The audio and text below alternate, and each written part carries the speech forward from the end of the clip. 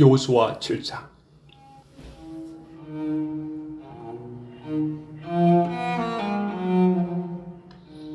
이스라엘 백성 가운데 전리품에 관한 여호와의 명령을 어기고 죄를 범한 자가 있었다. 그는 유다 지파에 속한 세라의 증손이며 삽디의 손자이자 갈미의 아들인 아간이었다. 그가 전리품의 일부를 훔쳤으므로 여호와께서 이스라엘 백성에게 몹시 노하셨다. 여리고성을 점령한 직후에 여호수아는 여리고에서 몇 명의 정찰병을 보내 베델 동쪽 벤 아웬 근처에 있는 아이성을 탐지해오라고 지시하였다. 그래서 그들은 그 땅을 탐지하고 돌아와서 여호수아에게 이렇게 보고하였다. 아이성을 치기 위해 모든 군대가 다 올라갈 필요는 없습니다. 그곳은 2에서 3,000명 정도의 병력이면 충분히 칠 수 있는 조그만한 성이었습니다. 그래서 3,000명 정도의 병력만 보냈으나 그들은 보기 좋게 패하여 아이군 앞에서 도망하였다. 아이군이 직접 끝에 36명의 이스라엘 군을 죽이고 도주하는 나머지 병력을 성문에서부터 스바림까지 추격하여 비탈길에서 쳤으므로 이스라엘 군은 저리를 상실한 채 기진맥진하에 떨고 있었다. 그러자 여호수아는 이스라엘 백성의 지도자들과 함께 옷을 찢고 통곡하며 머리에 티끌을 뒤집어 쓰고 해가 저물도록 여호와의 법궤 앞에 엎드려 있다가 여호와께 이렇게 부르짖었다. 주 여호와여, 정말 슬픈 일입니다. 어째서 이 백성을 인도하여 요단강을 건너게 하시고 아모리 사람의 손에 넘겨 멸망시키려고 하십니까? 차라리 우리가 요단강 건너편에 살았더라면 좋을 뻔했습니다. 여호와여, 이스라엘군이 적군에게 패하여 쫓겨왔는데 내가 무슨 말을 할 수 있겠습니까? 가나안 사람들과 그 주변 민족들이 이 소식을 듣게 되면 그들이 우리를 포위하여 전멸시킬 것입니다. 주의 크신 이름을 위하여 주께서는 어떻게 하시겠습니까? 그때 여호와께서 여호수아에게 말씀하셨다. 일어나라, 어째서 이렇게 엎드려 있느냐? 이스라엘의 죄를 짓고 말았다. 그들이 내 명령에 불순종하여 만지지 말라고 지시한 물건을 훔치고서도 그 사지를 숨기고 그것을 자기 소유물 가운데 숨겨두었다. 이것이 바로 이스라엘 군이 적군에게 패하게 등을 돌리기에 달아나게 된 이유이다. 그 결과 너희도 역시 그 저주받은 물건과 같이 되었다. 너희가 가져서는 안 될 그 물건을 너희에게 제거하지 않는 한 내가 다시 너희와 함께하지 않을 것이다. 너는 일어나 백성들을 성결하게 하고 내일을 위해 준비하라고 지시하여라. 그리고 이스라엘의 하나님 나 여호와가 이렇게 말한다고 그들에게 전하여라. 이스라엘아, 너희 가운데 가져서는 안 될 물건을 도둑질한 사람이 있다. 너희가 그 물건을 너희에게서 제거하기 위해서 전에는 너희가 적군을 당해낼 수 없었을 것이다. 내일 아침 너희는 지파별로 내 앞에 가까이 나오너라. 범인이 속해 있는 지파를 나 여호와가 지적하겠다. 나에게 지적당한 그 지파는 집안별로 가까이 나오너라. 나 여호와가 그 범죄한 집안을 지적하겠다. 나에게 지적당한 집안은 가족별로 나오너라. 그리고 지적당한 가족은 한 사람씩 나와야 한다. 너희는 가져서는 안 될 물건을 도둑질한 자로 뽑힌 그 사람과 가족을 화형시키고 그가 가진 모든 물건을 불태워버리라.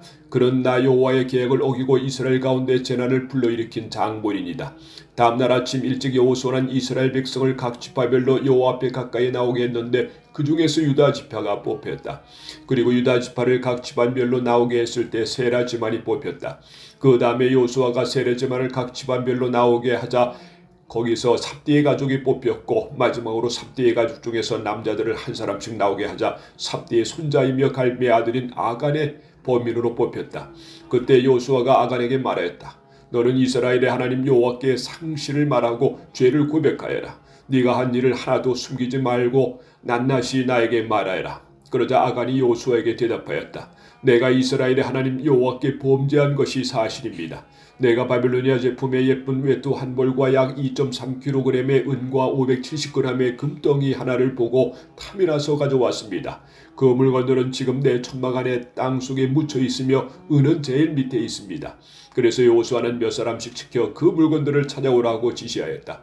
그들이 천막으로 달려가 보니 그 물건들이 아간이 말한 곳에 그대로 숨겨져 있었고 은은 제일 밑에 있었다. 그들은 그 물건을 여호수아와 백성들이 있는 곳으로 가져와 여호와 앞에 쏟아 놓았다. 그러자 여호수아와 모든 이스라엘 백성은 아간과 그의 아들 딸들을 붙잡고 그 은과 외투와 금덩이와 그의 모든 가축과 천막 그리고 그가 소유한 모든 물건을 끌고 아굴 골짜기로 올라갔다. 여호수아가 아간에게 네가 어째서 우리를 그처럼 괴롭혔느냐?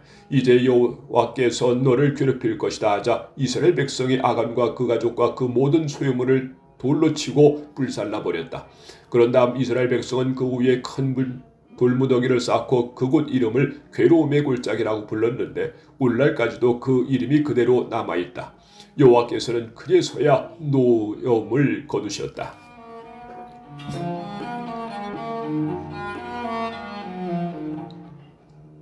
여호수아 8장.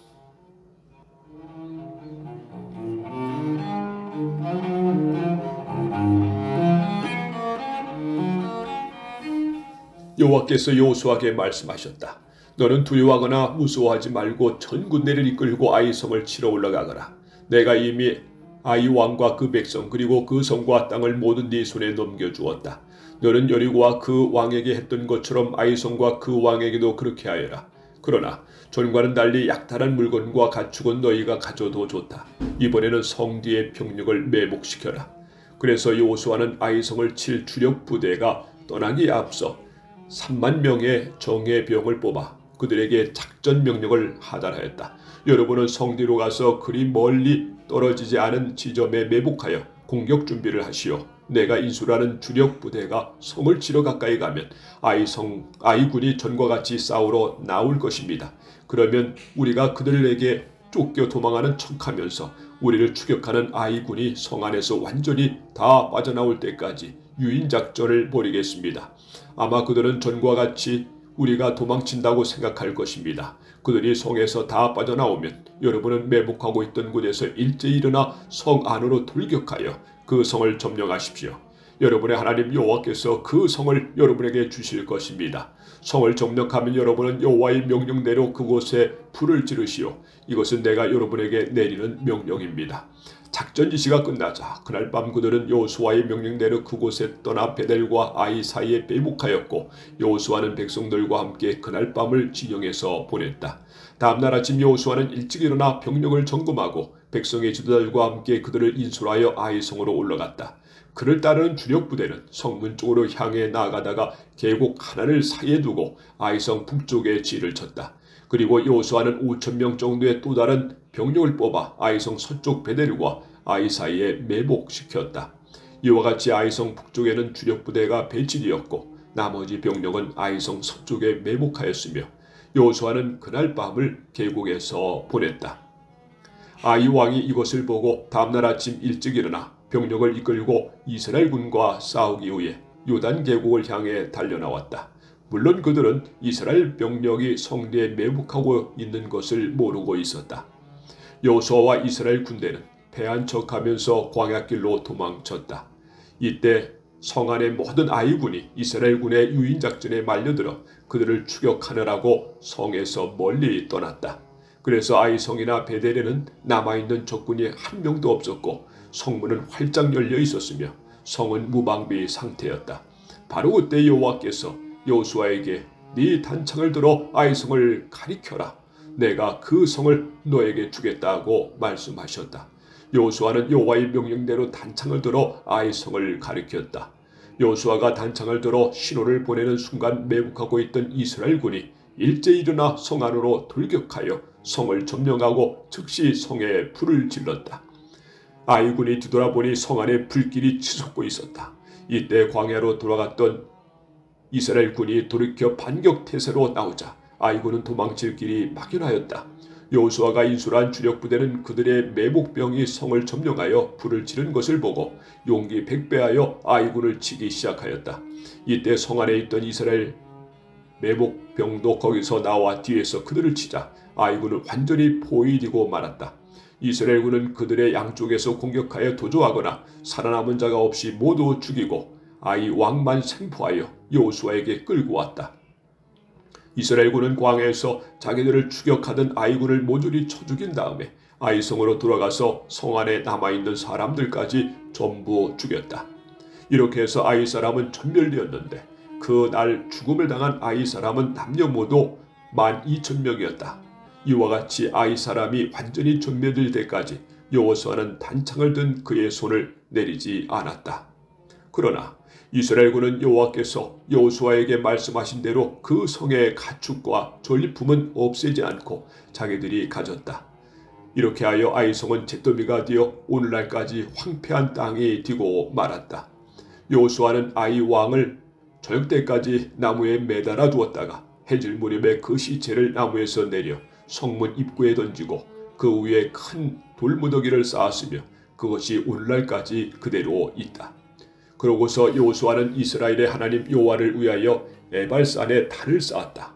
이것은 여호와의 종 모세가 이스라엘 백성에게 지시하고 또 그의 율법 책에도 기록된 바로 그 양식에 따라 철 연장으로 다듬지 않은 자연석으로 만든 단이었다. 그 후에 백성들은 불로 태워 바치는 번제와 화목제를 드렸으며 여호수아는 거기서 이스라엘 백성이 지켜보는 가운데 모세가 기록한 율법을 돌에 기록하였다. 그런 다음에 이스라엘 백성은 지도자, 사무원, 재판관 그리고 그들 가운데 사는 외국인들까지 모두 제사장들이 메고 있는 법궤를 사이에 두고 양쪽으로 갈라섰는데 반은 그리심산 기슭에 반은 에발산 기슭에 섰다. 이것은 여호와의 종 모세가 이스라엘 백성을 축복할 때 그렇게 하라고 명령하였기 때문이었다. 그리고 여호수아는 여자들과 아이들과 외국인을 포함한 모든 이스라엘 백성에게 율법책에 기록된 대로 축복의 말씀과 저주의 말씀을 크게 낭독해 주었으며 모세가 명령한 것 중에서 그들에게 낭독해 주지 않은 말은 하나도 없었다.